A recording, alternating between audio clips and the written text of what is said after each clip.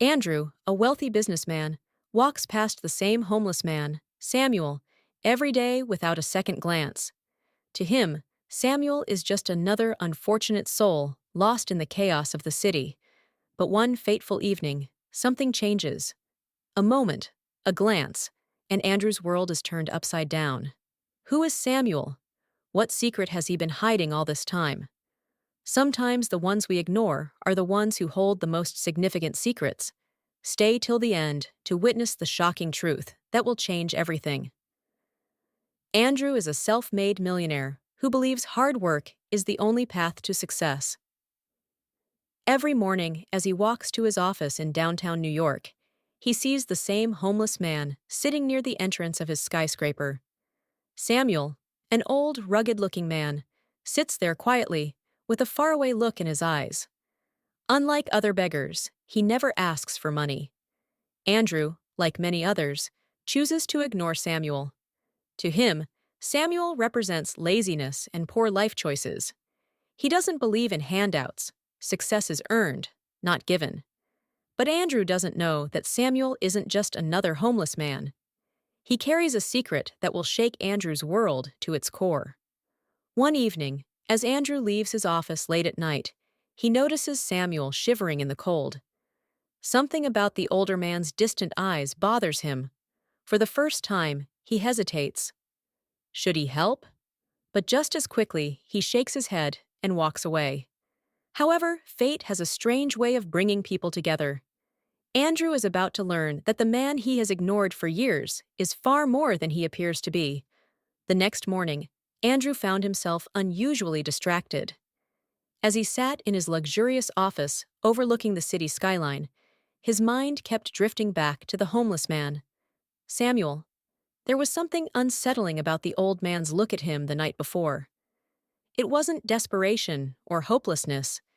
It was familiarity. Shaking off the thought, Andrew busied himself with work. Meetings, phone calls, contracts. His life was structured and precise. But when lunchtime arrived, something strange happened. As he exited his office building, he saw Samuel sitting in his usual spot. Their eyes met, and Andrew felt something odd in his chest for the first time. It wasn't pity, it was curiosity. On impulse, he walked toward him. "You don't beg." "Why?" Andrew asked, his voice firm, businesslike. Samuel looked up, his deep brown eyes filled with unspoken stories. He smiled, a knowing, almost eerie smile. "Not everyone homeless is looking for a handout." Andrew frowned. He wasn't sure how to respond to that. "Then why do you sit here every day?" Samuel chuckled, rubbing his hands as if warming them from an invisible fire. "Waiting," he said. "Waiting for what?" Andrew asked, impatience creeping into his tone. Samuel held his gaze. "For someone to recognize me." A cold shiver ran down Andrew's spine. There was something unnervingly familiar about the way Samuel spoke, something that tugged at a memory he couldn't quite grasp. Before he could ask more, his phone buzzed. A meeting reminder. Annoyed with himself for even engaging, he turned and walked away. But as he stepped into his sleek black car, he glanced at Samuel through the rearview mirror. The older man wasn't looking at him anymore. Instead, he stared at the ground as if lost in his memory. Little did Andrew know that this was only the beginning of a past he had long forgotten, a past that Samuel remembered all too well. That night, Andrew struggled to sleep. No matter how hard he tried to focus on work or distract himself with his usual routine, his mind drifted back to Samuel's words.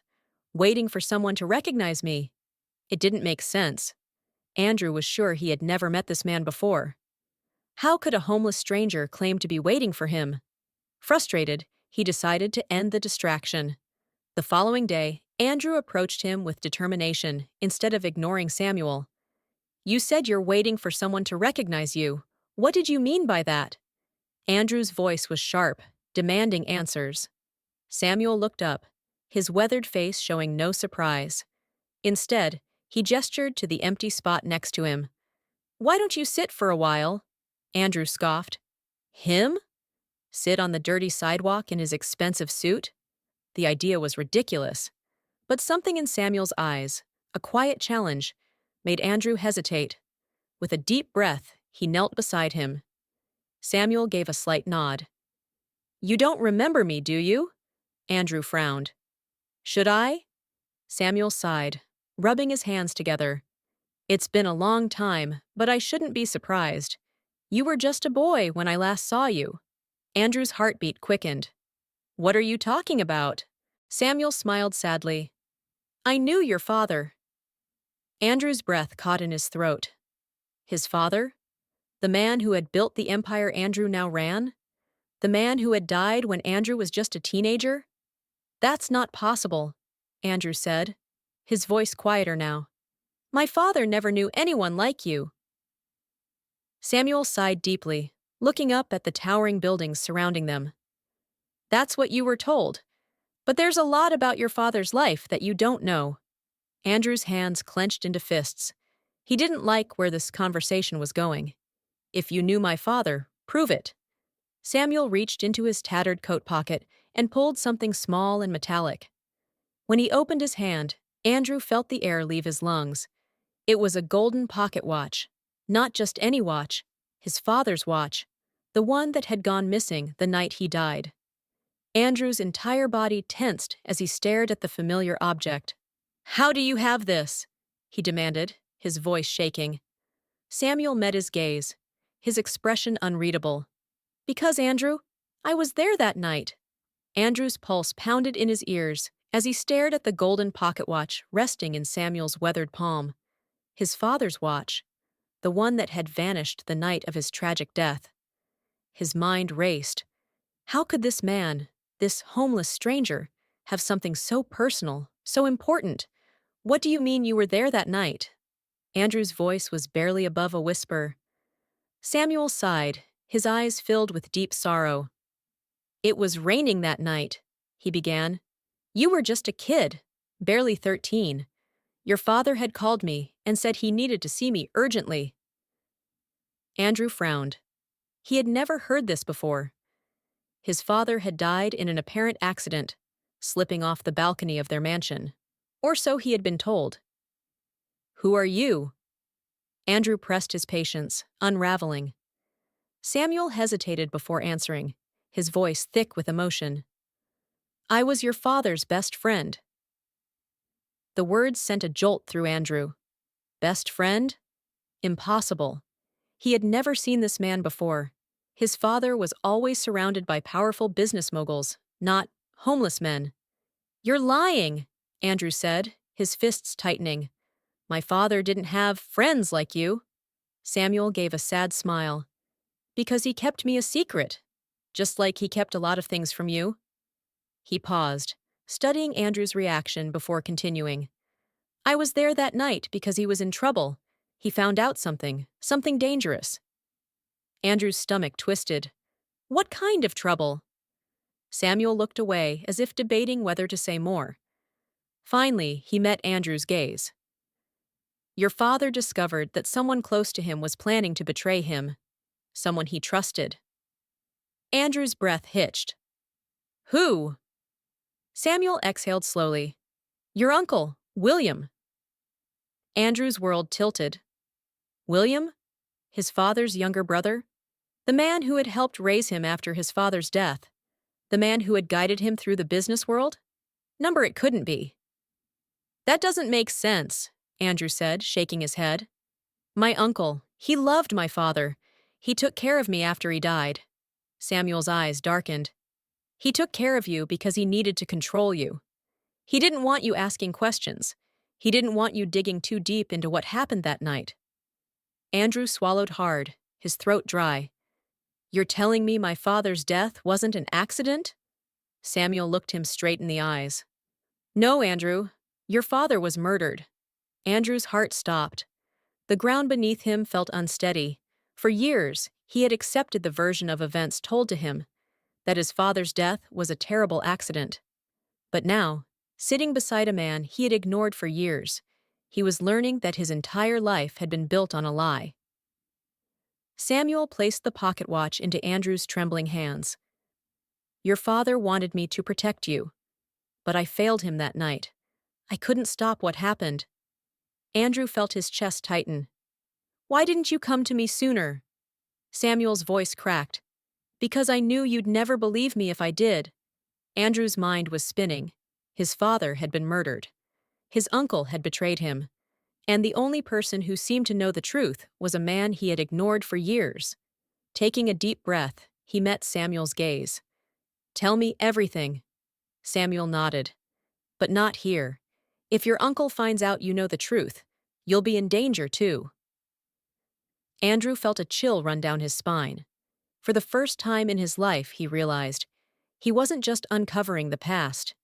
He stepped into a deadly game where the truth could cost him everything. Andrew's grip tightened around the golden pocket watch, his heart pounding as the weight of Samuel's words sank in. His father's death wasn't an accident. It was a murder. And the man who had guided him, who had shaped his life, his own uncle, William, was behind it.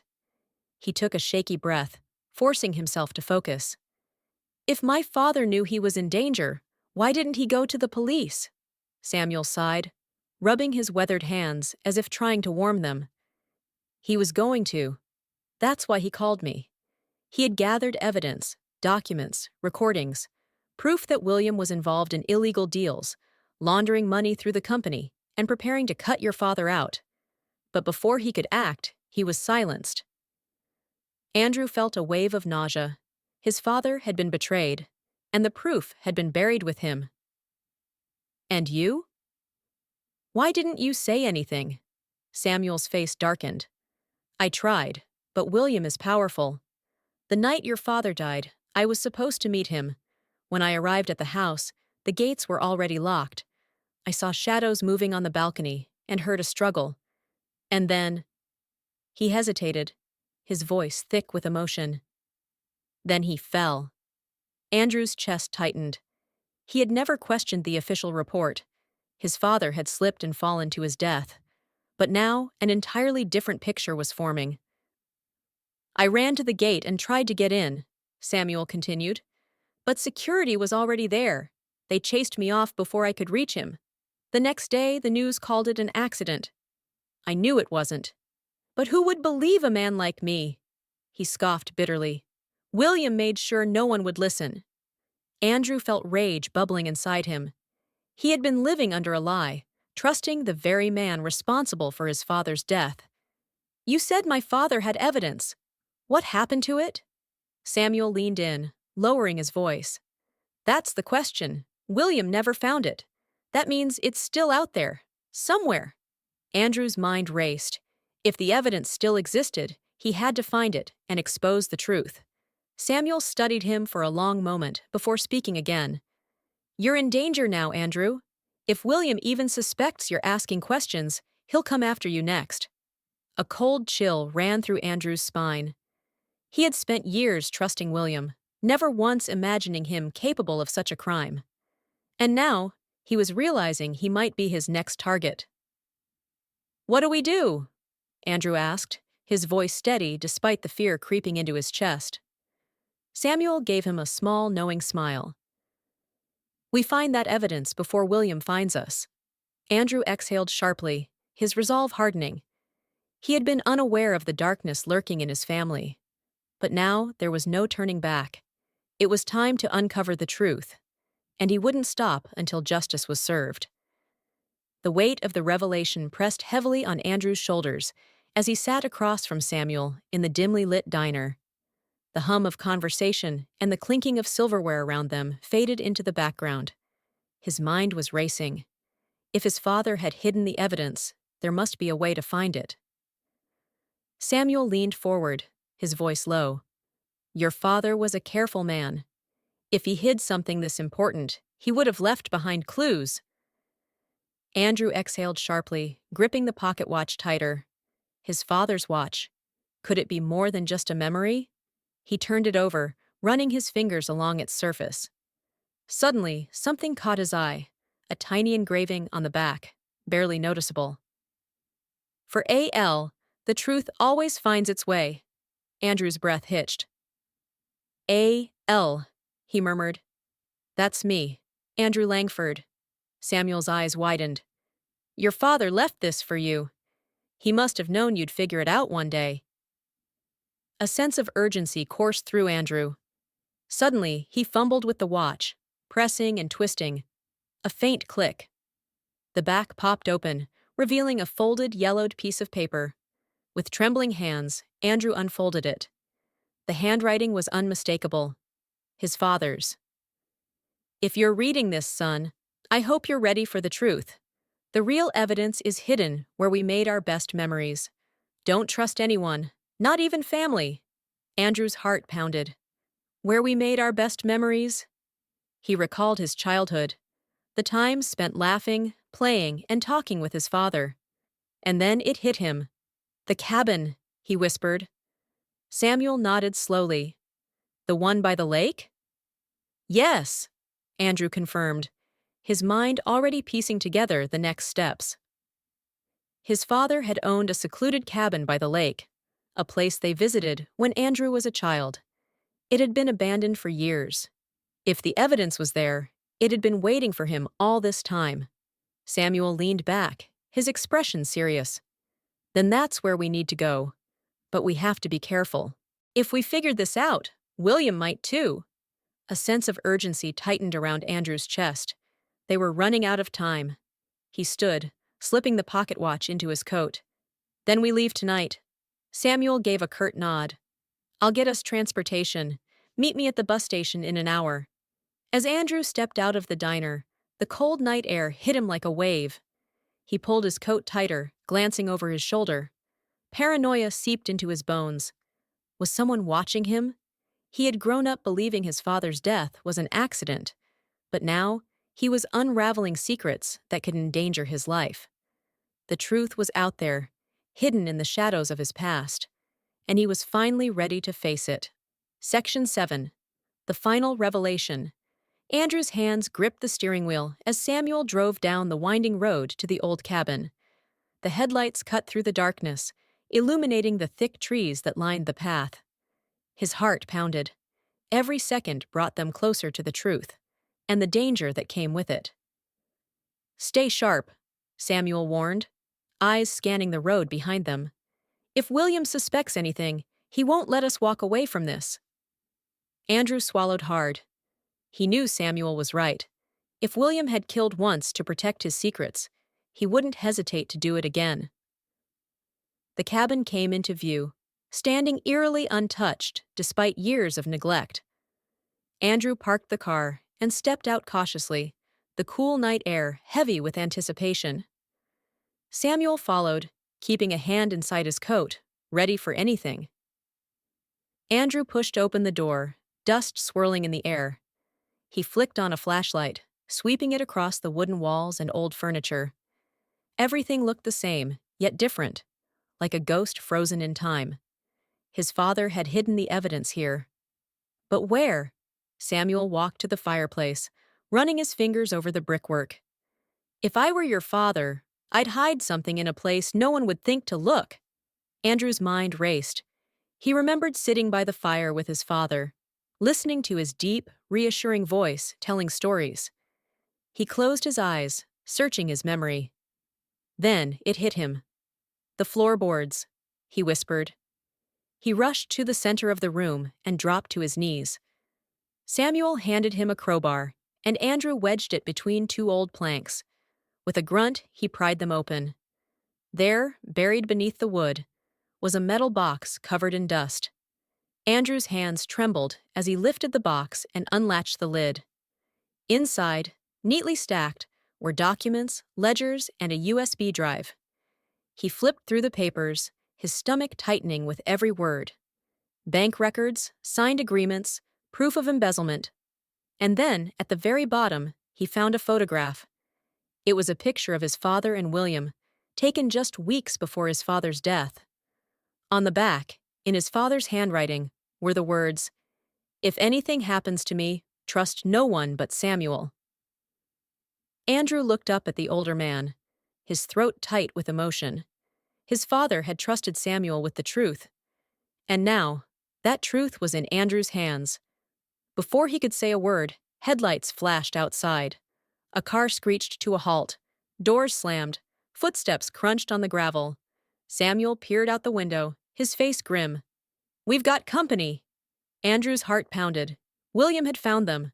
There was no more time to run, no more hiding. It was time to fight for justice. Enjoyed this story? Don't forget to like this video, share it with your friends, and subscribe to our channel for more inspiring tales. Let's hope spread the message. P off, hope and unity together. Thanks and take care.